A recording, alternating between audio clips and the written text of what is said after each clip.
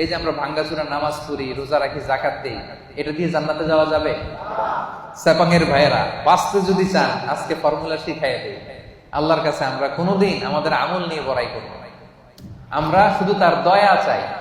আমরা সব সময় আল্লাহরে বলবো, আল্লাহ তোমার দয়ায় তুমি আমাদেরকে জান্নাত দিয়ে দিও, তুমি দয়া করে মায়া করে জান্নাতের কিনারা একটু জায়গা করে দিও, ঠিক কিনা?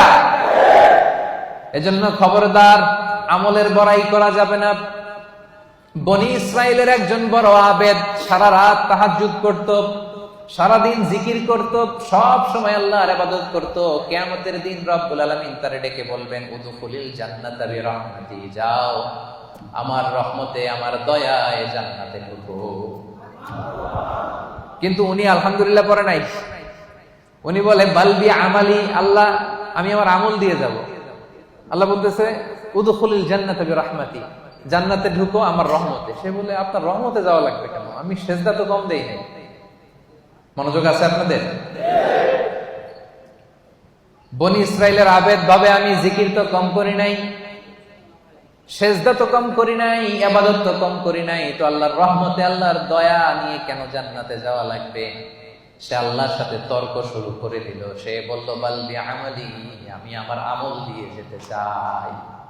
বিপদে পড়ে গেছে, নিজেও টের পায়নি কত বিপদে যে পড়ছে।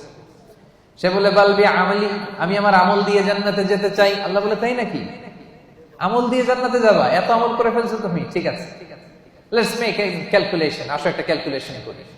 তুমি সারা জীবন যে আমল করেছো, এই আমল এক পাল্লায় রেখে দিলাম, আর আমি দয়া করে দুনিয়ার সৌন্দর্য দেখার জন্য তোমাকে যে দুটো চোখ দিয়েছি, দুইটা না, এর একটা আরেক পাল্লা রেখে দিলাম। এবার ওজন দেই, ওজন দিয়ে দেখা গেল মুহূর্তের মধ্যে চোখের পাল্লা ভারী হয়ে গেছে।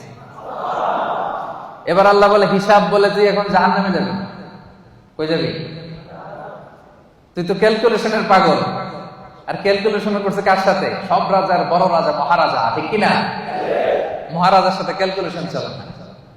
বড় বসের সাথে, অফিসের বড় বসের সাথে তর্কাতর্কি চলে? কথা বলেন। ইজ দ্য বিগ বস, উনি যেটা বলে ওইটাই ঠিক, ওইখানে ক্যালকুলেশন চলে না। আল্লাহ বলছিল আমার দয়ায় জান্নাতে যাও, জান্নাতে ঢুকে যাওয়া দরকার ছিল। কি বলেন? এই বোকায় করছে কি, ক্যালকুলেশন শুরু করছে, আমি তো আমল কম করি না, আমি আমল দিয়ে যাব। আল্লাহ বলবে এবার আমল বলে তুই জাহান্নামে যাবি। এবার বনি ইসরাইলের আবেদ কান্না জুড়ে দিল, কাচুমাচু শুরু করে দিল, বললো আল্লাহ আমারে ক্ষমা করে দেন, আমি বুঝি নাই। এবার টনক লাগছে, আল্লাহ আমি বুঝি নাই, উপলব্ধি করতে পারি না, আমি বুঝতে পারি না, আমাকে ক্ষমা করে দেন। আমার আমল দিয়ে কখনো জান্নাতে যাওয়া যাবে না, আপনার দয়া, আপনার ভালোবাসা, আপনার রহমত দিয়ে আমাকে জান্নাতে ঢোকার সুযোগ দেন। আল্লাহ বলবেন এই তো লাইনে আসছো, উদখুলিল জান্নাতা বিরহমাতি, enter the paradise with my mercy. আমার দয়া, আমার রহমতে যাও, জান্নাতে ঢুকে যাও। সুবহানাল্লাহ।